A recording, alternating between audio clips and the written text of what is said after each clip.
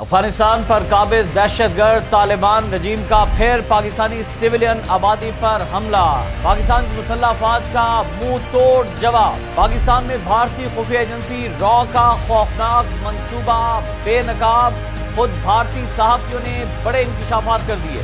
سابق بھارتی کرکٹر غدار قرار دے دیے گئے۔ بھارتی صوبہ پنجاب میں شدید کشیدگی عروج پر۔ ایشیا میں جنگی جنون، عسکری اخراجات میں زبردست اضافہ، پاکستان کہاں کھڑا ہے؟ بسم اللہ الرحمن الرحیم۔ السلام علیکم ناظرین، آپ دیکھ رہے ہیں خبرگام اور میں ہوں احتشام الرحمان۔ ناظرین، افغانستان پر قابض طالبان رجیم جو کہ بھارتی پراکسی اور بھارتی کٹھ پتلی ہے، وہ لاتوں کے ایسے بھوت ہیں جو باتوں سے ماننے والے نہیں ہیں۔ پہلے منتیں کرتے ہیں اور اس کے بعد پھر شرپسندی شروع کر دیتے ہیں، دہشت گردی کا آغاز کر دیتے ہیں اور پاکستان کی سویلین آبادی پر حملے شروع کر دیتے ہیں۔ تازہ ترین واقعہ پیش آیا ہے انگور اڈا میں۔ انگور اڈا ذلول خیل میں افغان اشتعال انگیزی کے جواب میں پاک فوج نے بروقت کارروائی کرتے ہوئے متعدد افغان پوسٹیں تباہ کر دی ہیں۔ پاک فوج کی بروقت اور چوکس کارروائی کے باعث فتنہ الخوارج کی دراندازی کی تمام کوششیں بھی ناکام بنا دی گئی ہیں۔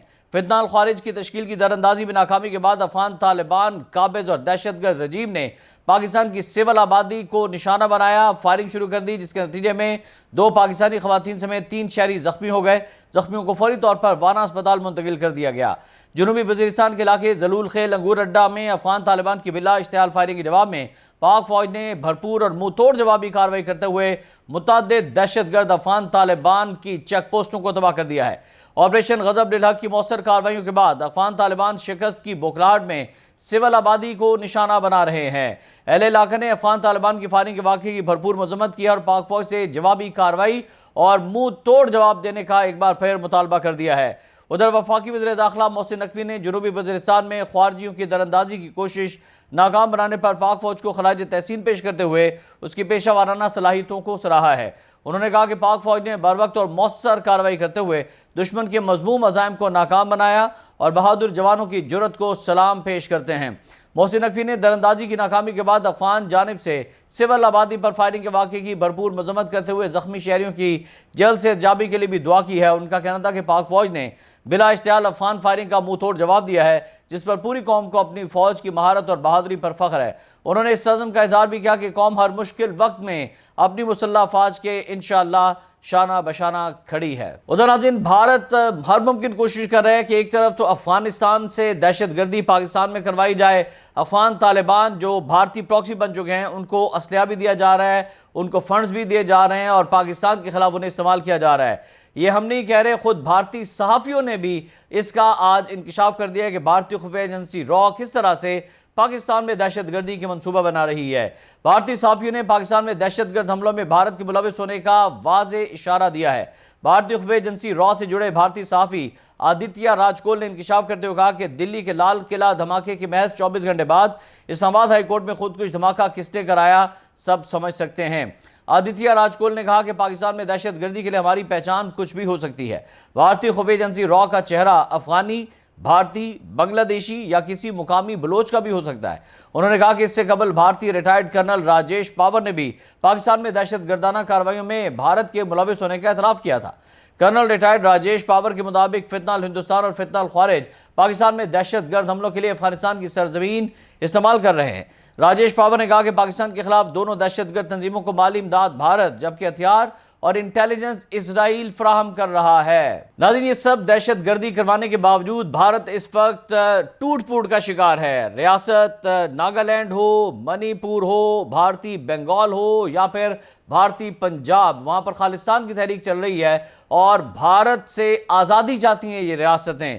بھارت کے شہر ممبئی اور پنجاب میں اس وقت کیا ہو رہا ہے؟ ایک ایسا سیاسی تناؤ ہے جس نے نریندر مودی سرکار کو ہلا کر رکھ دیا ہے، جہاں عام آدمی پارٹی آپ کے کارکنان اپنے ہی سابق رہنما اور راجیہ سبھا ممبر راگھو چھڈا اور سابق بھارتی کرکٹر ہربھجن سنگھ کے خلاف سراپا احتجاج ہیں، انہیں غدار قرار دے رہے ہیں۔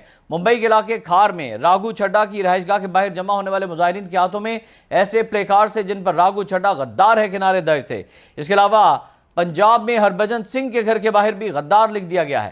یہ صورتحال اس وقت پیدا ہوئی ہے جب راگھو چھڈا نے پارٹی کی جانب سے راجیہ سبھا اسمبلی میں اپنا ڈپٹی لیڈر کا عہدہ اشوک متل کو دیے جانے کے بعد 7 دیگر اسمبلی ممبران کے ہمراہ عام آدمی پارٹی سے 15 سالہ رفاقت ختم کر کے باقاعدہ طور پر بھارتیہ جنتا پارٹی BJP میں شمولیت کا اعلان کیا ہے۔ ناظرین، دلچسپ بات یہ ہے کہ اشوک متل جنہیں راگھو چڈھا کا عہدہ دیا گیا وہ خود بھی ان 7 اراکین میں شامل تھے جنہوں نے BJP میں شمولیت اختیار کی۔ راگھو چڈھا نے پیر کو عام آدمی پارٹی سے اپنی راہیں جدا کرنے کا دفاع کرتے ہوئے ایک پریس کانفرنس میں کہا کہ جس پارٹی کو میں نے 15 سال اپنے خون پسینے سے سینچا وہ اب اپنے اصل راستے سے بھٹک چکی ہے۔ انہوں نے دعویٰ کیا کہ عام آدمی پارٹی اب عوامی فلاح کی بجائے ذاتی مفادات کے لیے کام کر رہی ہے اور اس کا کام کرنے کا ماحول انتہائی زہریلا ہو چکا ہے۔ راگھو چڈھا کے بقول انہیں پارلیمنٹ میں بولنے سے روکا جاتا ہے اور پارٹی اب کچھ بدعنوان اور سمجھوتا کرنے والے لوگوں کے قبضے میں ہے۔ راگھو چڈھا نے جمعے کو دیے گئے اپنے ایک بیان میں دلی انتخابات 2025 میں عام آدمی پارٹی کی عبرتناک شکست کی وجہ شیش محل تنازع کو قرار دیا تھا اور ان کا کہنا تھا کہ پارٹی کے چیف اروند کیجریوال کی سرکاری رہائش گاہ کی تزئین و آرائش پر اٹھنے والے کروڑوں روپے کے اخراجات نے پارٹی کو اخلاقی وقار خاک میں ملا دیا تھا۔ انہوں نے دعویٰ کیا کہ دلی کے عوام نے اسی وجہ سے عام آدمی پارٹی کو مسترد کیا کیونکہ جو پارٹی سادگی اور انسداد بدعنوانی کے نام پر بنی تھی اس کے سربراہ قیمتی اطالوی ماربل اور پرتعیش فٹنگز والے گھر میں رہنے لگے۔ انہوں نے اب شیش محل پارٹ 2 کے الزامات بھی دہرائے ہیں جہاں کیجریوال کی نئی رہائش گاہ پر مبینہ طور پر بھاری اخراجات کیے گئے ہیں۔ عام آدمی پارٹی کی سینئر رہنما آتشی نے راگھو چڈھا کے الزامات کو BJP کا پروپیگنڈا قرار دے دیا ہے اور چیلنج کیا ہے کہ BJP اپنے وزراء اور لیفٹیننٹ گورنر کے گھروں کو بھی عوامی معائنے کے لیے کھولے تاکہ ووٹرز خود فیصلہ کر سکیں۔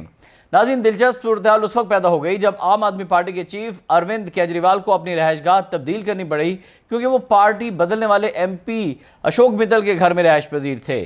راگھو چڈھا نے یہ بھی واضح کیا کہ وہ سیاست میں کیریئر بنانے نہیں آئے تھے بلکہ کامیاب چارٹرڈ اکاؤنٹنٹ کی ملازمت چھوڑ کر عوامی خدمت کے لیے آئے تھے، مگر اب اس پارٹی میں کام کی کوئی جگہ باقی نہیں رہی۔ عام آدمی پارٹی کے لیے ایک بڑا سیاسی دھچکا ہے کیونکہ راجیہ سبھا میں اس کے 10 میں سے 7 ارکان بشمول راگھو چڈھا، سواتی مالیوال، ہربھجن سنگھ اور سندیپ پاٹھک نے BJP میں شمولیت اختیار کر لی ہے اور اسی لیے انہیں غدار قرار دے دیا گیا ہے۔ عام آدمی پارٹی کی قیادت نے اس اقدام کو آپریشن لوٹس کا نام دیتے ہوئے اسے عوامی مینڈیٹ اور پارٹی نظریات کے ساتھ غداری قرار دے دیا ہے۔ پارٹی رہنماؤں کا کہنا ہے کہ راگھو چڈھا کو ہر ممکن موقع دیا گیا۔ انہوں نے 33 سال کی عمر میں سب سے کم عمر راجیہ سبھا ممبر بنایا گیا لیکن انہوں نے پیٹھ میں چھرا گھونپا۔ پنجاب میں مشتعل کارکنان نے ہربھجن سنگھ اور دیگر منحرف رہنماؤں کے گھروں اور اداروں کے باہر مظاہرے کیے ہیں۔ جلندھر اور دیانا جیسے شہروں میں دیواروں پر ان رہنماؤں کے خلاف غدار غدار کے نعرے لکھ دیے گئے ہیں اور انہیں عوامی اعتماد کو ٹھیس پہنچانے والا غدار قرار دے دیا گیا ہے۔ عام آدمی پارٹی کے حامیوں کا کہنا ہے کہ ان رہنماؤں نے BJP اور نریندر مودی کے دباؤ میں آ کر پارٹی چھوڑی ہے، جبکہ راگھو چڈھا کا موقف ہے کہ انہوں نے یہ فیصلہ خوف کی وجہ سے نہیں بلکہ پارٹی کی موجودہ حالت سے بیزاری اور اکتاہٹ کی بنا پر کیا ہے۔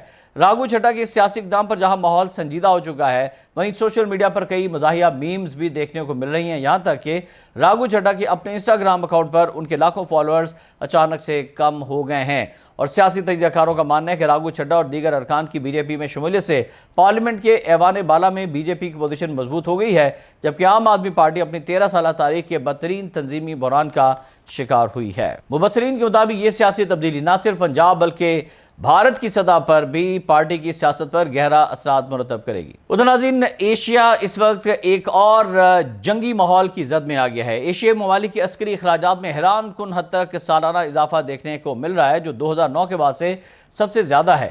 Stockholm international peace research institute SIPRI کی شائع کردہ اعداد و شمار کے مطابق 2025 میں ایشیائی ممالک کے فوجی اخراجات 681 ارب ڈالرز تک پہنچ گئے ہیں جو اس سے پہلے سال کے مقابلے میں 8.1% زیادہ اور 2009 کے بعد سب سے بڑا سالانہ اضافہ ہے۔ 2025 میں مجموعی طور پر دنیا کے فوجی اخراجات 2.88 ٹریلین ڈالرز تک پہنچے جو کہ 2024 کے مقابلے میں حقیقی معنوں میں 2.9% زیادہ ہیں۔ فوجی اخراجات میں ابھی تک امریکہ، چین اور روس 1.480 ٹریلین ڈالر یعنی عالمی سطح کے 51% کے مشترکہ اخراجات کے ساتھ سب سے زیادہ عسکری اخراجات والے یہ 3 بڑے ملک ہیں۔